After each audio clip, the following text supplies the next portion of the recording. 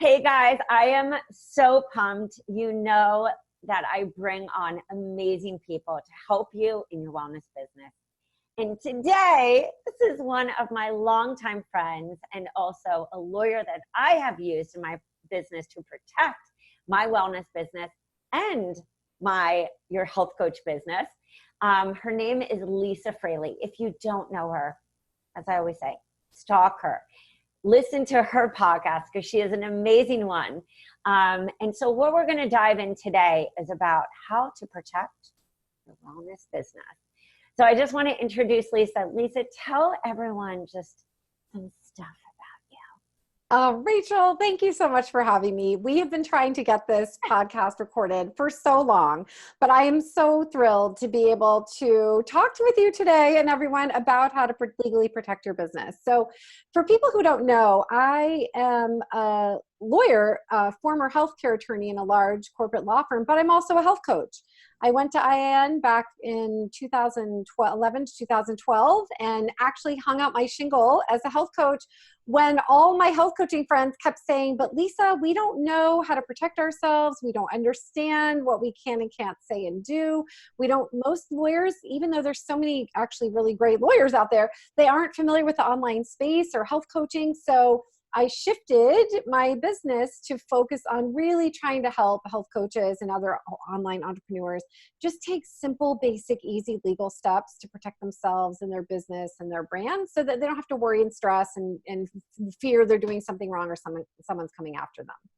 And I think, guys, even if you're not in the health and wellness business and you're listening to this, Business 101 is protecting your business. Yeah. No matter what business you have. But we are going to, of course, make this especially for health and wellness coaches and anyone in the wellness space. So let's deep dive because Lisa gets all these questions all the time. I get questions. What can you say? What can you not say? So we're going to keep it really simple. Simple strategies, simple steps that you can even implement on your site today or implement into your business. So let's get started with the biggie. We all come from our own story. So our own story for many of us, it could be the autoimmune journey. It could be how I got better from X issue. And that's why I know for you guys, you're not doing this intentionally. It just comes out of your mouth to kind of make a claim. So let's talk about Claim 101. How do we run a thriving and profitable business without making a claim, Lisa? Yeah. So I'm glad you brought this up, Rachel, because one of the areas I think that is so hard for health coaches and holistic entrepreneurs is that we get excited about talking to people about your own experience and then somehow extrapolate that into either making a promise that the other person will heal or heal their situation or their condition from participating in your program, or that you're offering supplements or services or goods or products that will actually then heal them. And so one of the things that I really strive to educate people about is to tell them how not to make a medical claim. So first, what is a medical claim actually? It's a statement or a claim that you're saying that someone will actually heal or someone will actually improve if they do XYZ. They will medically improve if they do XYZ.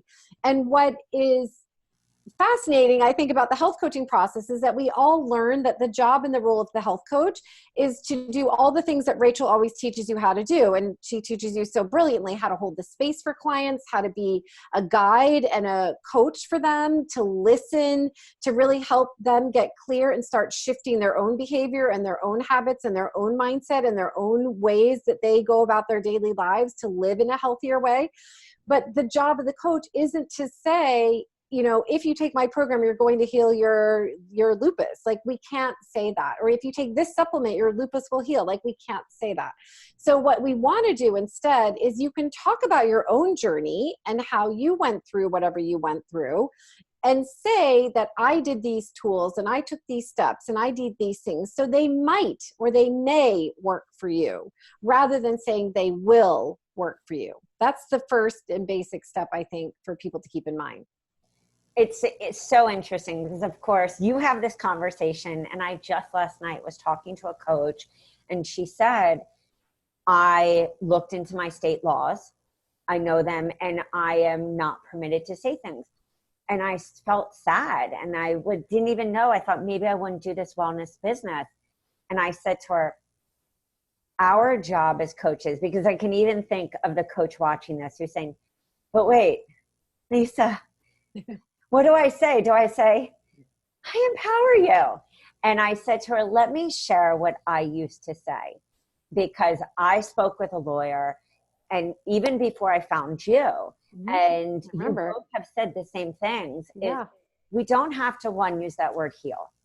I know it's a pretty word because it feels deep and it's how you feel, but that is putting a big, red dot on your back to say, look at my site and see if I'm making claims, or that you're acting like a doctor, right, or a dietitian, that you're out of your scope. So please, when we're talking about this, think, what am I allowed to say per my degree, my certification? And this even applies to nurses, where I have a lot of coaches who are nurses, and they say, I have to find the correct verbiage because I can't go against, my contract as being a nurse and what I vowed to say and not say. So here's an example, guys. You can say, this is my story. I always said, this was my story with life support and autoimmune and EBV and ulcerative colitis, and the list goes on. I help to teach people the strategies and the steps that you can take so you become your own advocate.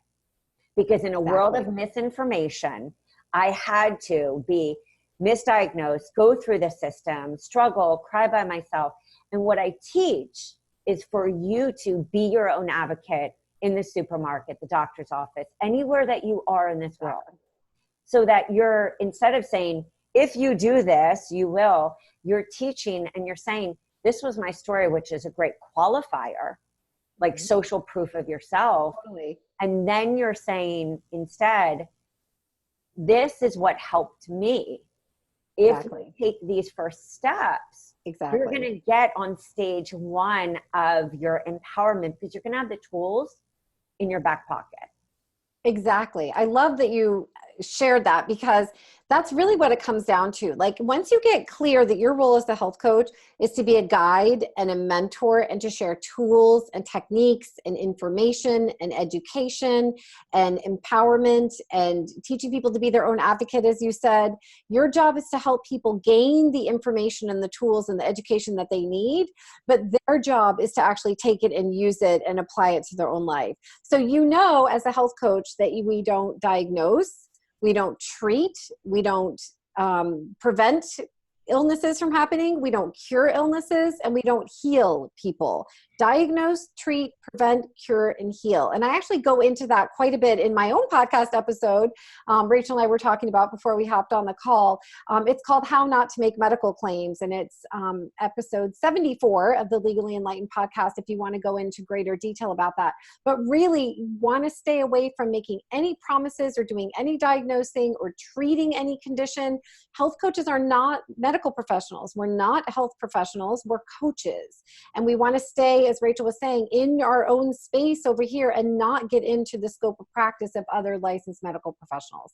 And another example, guys, because I'm just playing devil's advocate, when I kind of found this out and was so overwhelmed, it doesn't mean that you can't educate on autoimmune. That's where it comes in wonderful to have a workshop. You can educate on endocrine disruptors. You can educate on all of this. People, topics. So many coaches I know say, well, but I need to tell them it's going to fix this issue. We're not here to, and I think of one of my mentors who said, we're way showers. We educate. That education is priceless for that person, because in a world of so many different strategies, techniques, everything, what you're saying is, here's my story. I educate on these 3 different pillars: autoimmune, hormone, toxins. That doesn't mean that you're saying, do this. You're saying, I want you to look around your house. To know this So we can get into a whole talk about that, but I just want you guys to understand that it doesn't mean that you are throwing away your business and that you're never going to be able to coach. It means that you take this very seriously and you use verbiage that is educationally based. Doesn't mean that you're still not guiding them to a path, but that path is of empowerment so they can fire you and go off into the world and have a toolbox. Yeah, and it's interesting because the education piece can be done in most states with ease. Like Rachel was saying, you can always teach people about autoimmune diseases, or teach people about how to have a paleo diet, or teach people how to be vegan, or teach people how to clean out their kitchen cupboard. Why? Because those things are not personalized or individualized in any way. You're just educating information that you could find in a book at the bookstore, or online on Amazon or wherever. So topics of information, health information, related information that you know about as a content expert, you can share that. But that's very different, as Rachel was saying, between taking that information and making the leap to apply it to someone or their situation. And in some states, you do have to be careful about even educating it all around nutrition. Yep. Some states, even educating about nutrition is not allowed unless you're a registered dietitian. Most states it is, but some states it's not. But educating people about most things related to healthy living is allowed in most states. Strategies. And that's what I want you guys to think of is your story may be all encompassing. And I hear this all the time. There may be multiple levels of autoimmune, multiple levels of spiritual dysbiosis, emotional dysbiosis. Sure. But also remember, you're not always just your ideal client. Your ideal client may be at different stages. And so that beginning piece of education and is vital. The second thing is, I always got asked, how much sugar should I eat a day? And I would say, this is actually something you really should talk to your doctor. Didn't mean that I went, oh, I can't say that. I said, this is something you want to talk to your doctor. I know that I needed to do these kind of tests. It would be really great for you to have a heart-to-heart with your doctor or your functional medicine practitioner and talk to them about what is good. And I always gave an example, guys, where I would say, that's a tricky one because I have friends who are fruitarians. I have friends who are vegetarians. Totally. Every different thing. And each of those modalities works for them. Another thing that people would always ask me when I taught health classes, they would say, how many calories can I have per day? Right. And I would say, that's, you know what, this is great because intuitive eating and you learning how your body metabolizes is an individual gig. So what you're going to take is this information that I've given you, and then you're going to figure out this divine dance. What really works for you? Do you feel tired? Do you feel exhausted after you ate that? Well, that's an indication per the work of that food may not be your BFF. Exactly. So it's giving them really simple things like MyFitnessPal. Yep.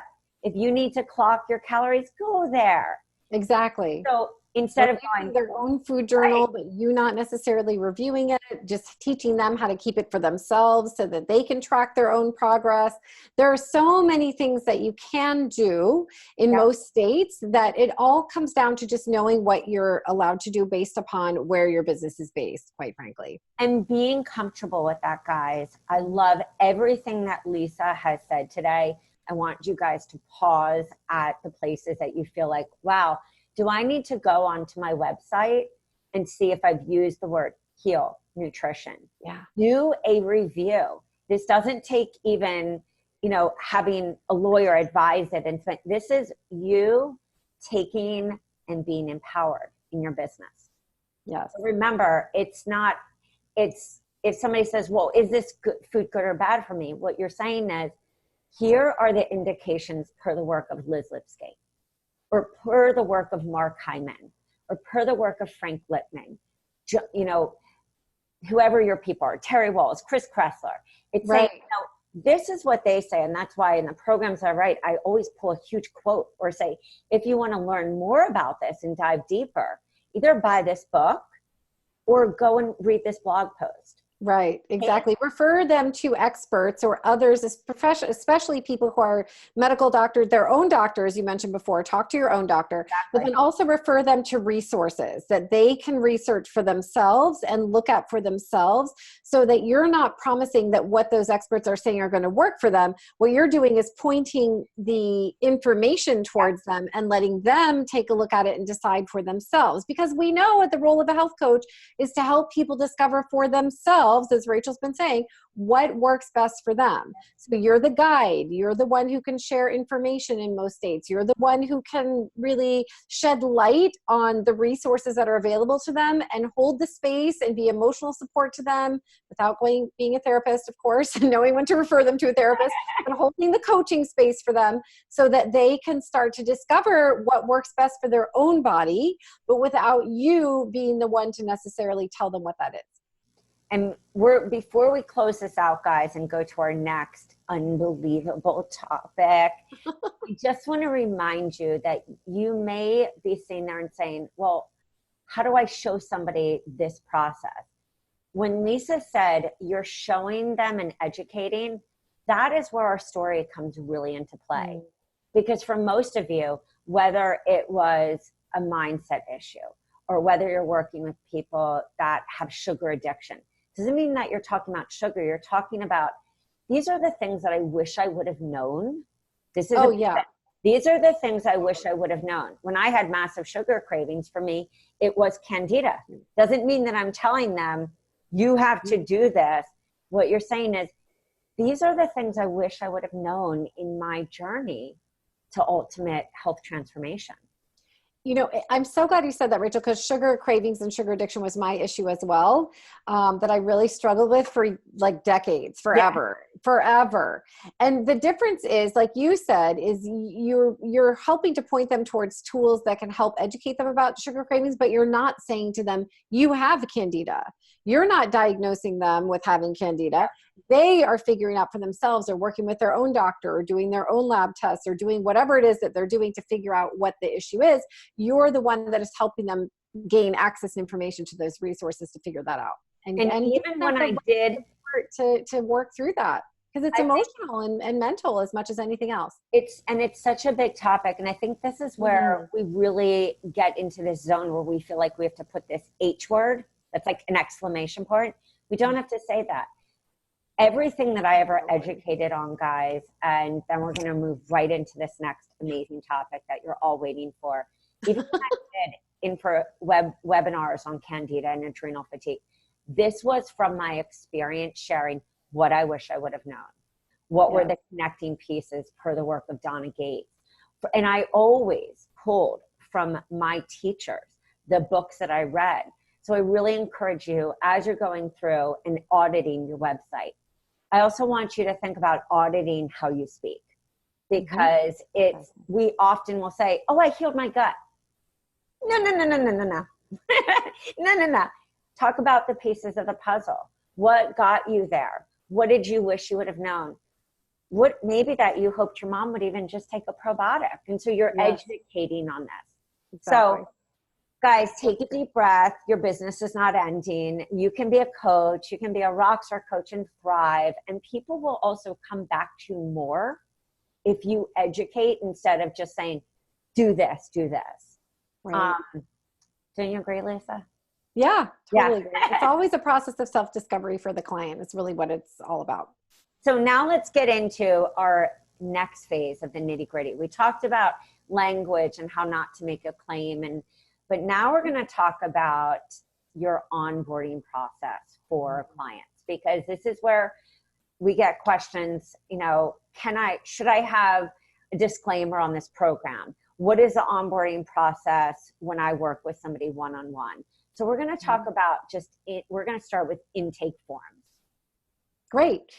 So this is an area where, and we're going to talk about a little bit about how you find out the law of your state in just a few minutes, but this is where you do need to know the laws of the state where your business is based, where your business address is located, where your business is registered, where your business is based, because in many of the states, you are allowed to work with one-on-one clients in a way where you can do a thorough intake form. You can ask them about nutrition information and their health. You can ask them about what they have eaten. You can ask them about what their goals are. You can ask them about nutrition information and do a nutrition assessment. But in other states, you are more restricted around being able to do that, because nutrition assessments in many states are left up only to registered dietitians. That doesn't mean that when you onboard them, you can't ask them questions about their life, and you can't ask them questions about what they want for themselves in terms of living an optimal, exciting, health-filled life. It's just that you wouldn't go into the nutrition information quite as specifically, and Rachel can talk about that in just a second. But the idea is knowing what you're allowed to do in your state, and then having your intake form match what is allowed under your state laws, so that you don't put yourself at risk and you don't get yourself in trouble and you don't open yourself up to investigations. So that would be the first place to start. And what Lisa and I were talking about, and I just even want to add for you, because for you guys listening, is that there are a lot of countries. So it's not just United States that we're talking about. This means anywhere that you have residence. If you've moved, and and this is why Lisa is so key, if you guys spend the time and you invest in a session with her to really get super clear. Because where your LLC is where you're governed.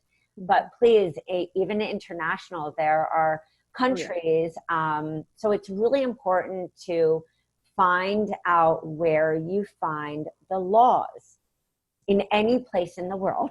Exactly. That's right. So, Lisa, do you have any suggestions for, people where they can go before we dive into even the Sure. So the first place, there are two really great websites, which are resources for holding and linking you to the state laws.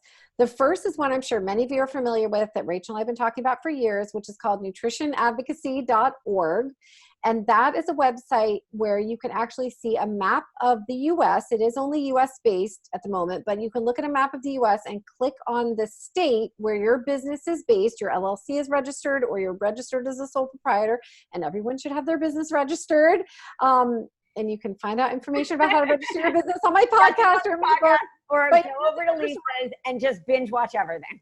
But the idea is that you want to go look at your state law through that website, and it will actually connect you to the text of the state law. The second place where you can look for a summary of the state law written in plain English is holisticcounsel.org. And that is where Jonathan Posey has actually, who is a lobbyist and an active participant of trying to advocate for law changes and support holistic practitioners. He has actually summarized the law, and you can go there to understand it in plain English. There's also a link to your state law there as well. But those are the first two places to look, so you don't have to hunt and peck and try to find it, and read what it says. I always recommend, of course, that you talk with an attorney who understands health coaching. The information Rachel and I are sharing with you today is really just supposed to be general educational information to help you kind of understand these concepts and get your hands around the law a little bit. But everyone's situation is always entirely different. You all have different training, different backgrounds, different locations, different states, different educational degrees. Like, everything about what you do is unique to you. And so you want to make sure you've talked with an attorney who understands health coaching, that can make sure that you're clear on what you can and can't do in the state where you're located. And another thing, guys, just something that I had done in my wellness business, which was Rachel's Wellness, is I called the state. I called and said, this is what I want to do with my clients. I want to cook. Do I need a permit? Mm-hmm. I made sure that I asked questions, because that's just also business 101. It's really important to know what you can do and to ask authorities. So I took a day where I was like, I'm going to carve out 2 hours in case I'm on hold. And I asked every question, and I told them my personal vision, so that they could also guide and say, yeah, exactly based on what you said. And I took down their name. I said, do you have an ID number? And I kept a little chart of every person that I ever talked to and their ID number. So take your business seriously. Just because you're like, I want to do health and wellness, you're running an entrepreneurial business. Let's get back to the forms. Okay. What Lisa is saying is these questions, and you might say, well, I have a form that I was given. If it has this, what do you eat in a day? There's very simple things to say, such as, do you have great sleep? Have you seen people before for any of the issues that you told me, you described above? What worked for you? What didn't work for you? What are you looking to achieve? So you're asking more general questions instead of saying, what do you eat on a daily basis? How often do you eat sugar? How often do you eat this? You can ask them these higher mileage questions on this big vision, and also say, in a paragraph, explain to me what has gone on. When did this first start? So that they are describing to you their process and what they're really looking for. So also you can be more niche specific in the verbiage when you are talking to them. So that's a win-win. Lisa, would you suggest when you do those intake forms to have any extra protection on that form, like a disclaimer? Yeah, always. I'm always a fan of disclaimers. They are really important because what a disclaimer does, or a disclaimer statement, you can have big, long disclaimers like on your website, in the footer of your website, but on a form, like an intake form or other handouts that you give in your program or your course or your one-on-one coaching, you want to have a disclaimer statement at the bottom, letting people know that this is educational and informational and it's not medical advice or replacing the advice of their doctor, and that they should talk to their doctor if they have any questions about their medical situation. But the idea is to tell people and inform them that you are just gathering information and that you're really not trying to take the place of a doctor. You don't ever want to take the place of a doctor because you aren't a doctor. You always want them to interact with their own medical team as well as you as a coach. So that description, and to help them understand where the lines are drawn as to what you do and what you don't do, not only does it protect you as the coach, obviously, but it also protects the client, because I know that there are health coaches some health coaches are more favorable and open to traditional medicine, and others are much more in favor solely of holistic approaches. And regardless of how you feel personally about medicine and traditional, what we would call traditional medicine, the client is the one who still needs to interact with their doctor, and legally you can't take that replace of that relationship. So you want to make sure that you're not giving any impression whatsoever that you're trying to replace that relationship. The client can choose to replace that relationship if they want, but you cannot inform them to ignore their medical team, basically. So make sure that those disclaimers are on your intake form, so right away, right out of the gate, they know that you're not trying to practice medicine. And guys, a great example of this, and Lisa and I were talking about this even before, is instead of getting on the phone with a strategy session, you have somebody sign up and they fill out that form right away. Say, before we talk, not only are you getting really valuable information from them, you're also seeing commitment level, but you're protecting yourself. Because right off the bat, and Lisa is huge on these boundaries in business as well, she talks about them a lot, you're setting the stage for also expectation. Mm-hmm. And it also takes a lot of pressure off you. Would you say there's any additional forums, Lisa, that you highly suggest people have in onboarding clients? Or yeah, absolutely. Again, it goes back to your state law, because remember, in some states you aren't even allowed to ask people their nutritional goals specifically. You can ask them their life goals and their optimal living and their beautiful view for their lives kind of goals, more like life coaching questions. But if you are allowed to do an intake form, of course, that's great, as Rachel said, to get information before you even talk to the client for the first time. The second thing is, once you do move forward with a client, if you are allowed to do one-on-one coaching, health coaching around nutrition, then you want to make sure you're using a client agreement. You want to use a written client agreement, which is a document that both you and the client signs, that spells out what's included in your program, obviously what the investment is, how payments made, what your refund policy is. It sets forth your expectations for working together, like who's going to do what and how you're going to show up for them and how they're going to show up for you. That's part of the boundary piece Rachel was just referencing. It has a lot of the disclaimers, the limitations of liability, what happens if you have a conflict. So like, what happens if they miss a call or their payment is late? All of this is in one document that they can sign and refer to. You both end up with a copy of it so that everyone is on the same page, because your client, first of all, it sets your client up for success because they know exactly what's expected of them and they know exactly what you're providing to them and exactly how much they need to pay you. But it's also, of course, really good for you as the coach to have something in writing signed by the client as to what they agreed to. So that if they miss a payment or if they miss a call or they're late to a call or whatever, you have the language to refer to say, hey, you know, you might remember that when we started our work together, you agreed that you would make payments on time in this way. And that way it does help you have some something to fall back on rather than feel like you're just grasping at straws and trying to chase them down for whatever reason. And guys, just for those of you who are doing group coaching and you don't have an e-shopping cart yet that allows a checkbox saying I agree, the disclaimer, even in PayPal and Stripe, they have a box that says, you know, additional information, and you can put right there, you have agreed to the terms and conditions, the disclaimer on my site. By paying, you are agreeing. Just again, it's another level of one, clarity, and also expectations. Would you say, Lisa, there's anything else that we need to address? I mean, we could talk for days about all of these topics, but I think these are really, just to sort of recap, this is a really good place to start with the intake form, right? So think about your intake form, get clear on what you can do in your state. And then as you learn your state laws, when you go to nutritionadvocacy.org or holisticcounsel.com or .org, both will get you there, you can check out your own state laws, and then looking at those laws, talk to an attorney, make sure you understand, and then create your intake form based around what you are allowed to do in your state.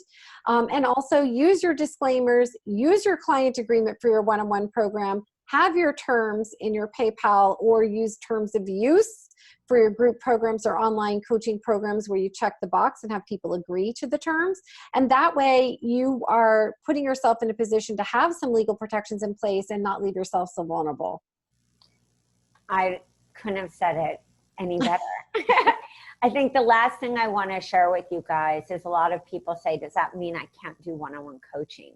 What I always, and again, I'm not a lawyer, but what I did in my business is I systemized everything. So everyone got, just like my group programs, everyone got the same program. And when I felt, you know, that gut feeling, when I felt that it was going out of the scope, or it was something that a different professional, I would always say, why don't we hold off for this month, go and see this person, and they're going to deal with these nutritional aspects, or this testing, or these supplementation. And what that actually did is really created a win-win. I had such a huge referral connection all the way up from my hometown, you know, Philly, down to here, because we started to then co-collaborate as a team, working with that people. So guys, just remember, if you're doing your one-on-one, it can be easy. That's why we always say, you know, groups are great. It can be easy to start getting to this personalization.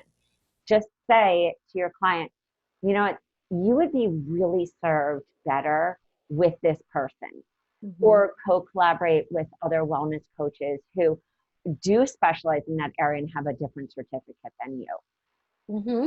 Yes. Anytime you can take people to their medical practitioner or to someone else who has that expertise.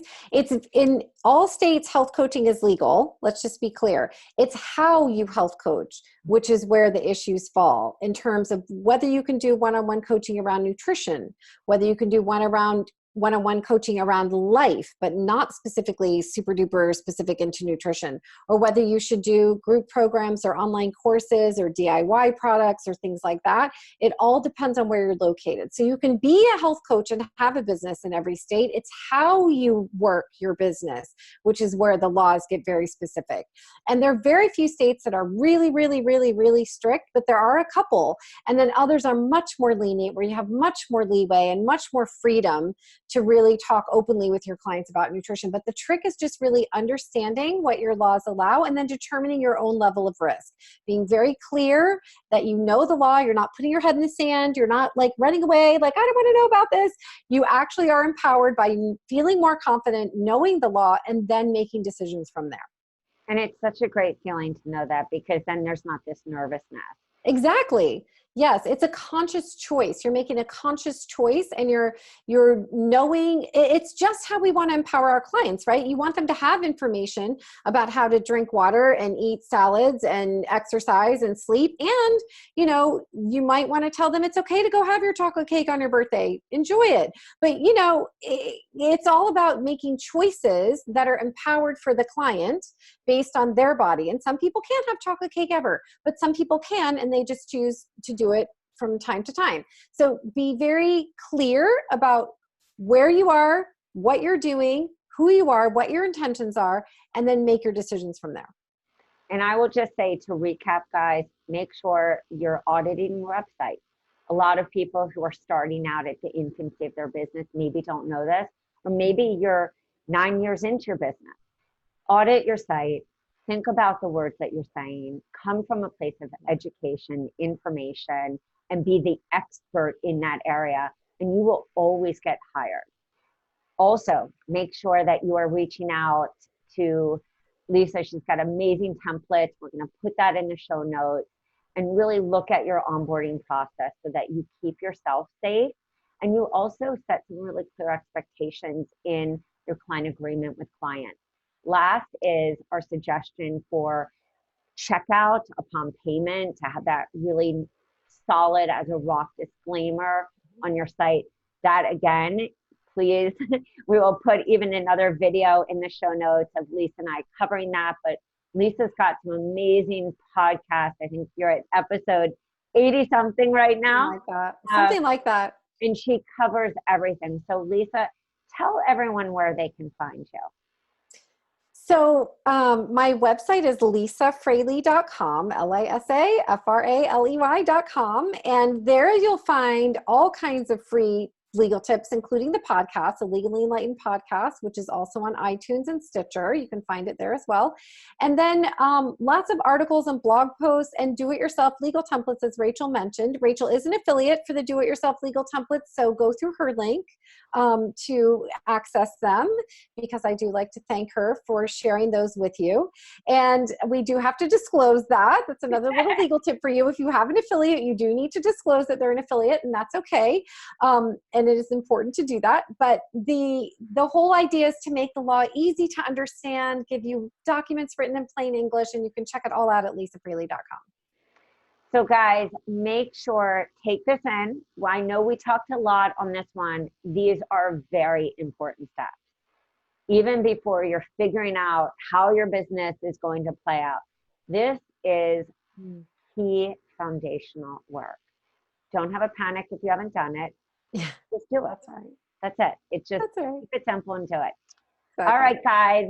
Thank you so much for being on Healthy Hustle Podcast, where we give you strategies and tips to simplify the process of building your business in a safe and healthy way without you hustling to the point of exhaustion. So stay tuned for the next one. Please, guys, go and listen to Lisa's podcast, her blog, get on our list so you are always informed about up and coming things that you need to know about the law and practicing in a safe and effective way. All right, guys, we'll see you on the next one. Bye, guys.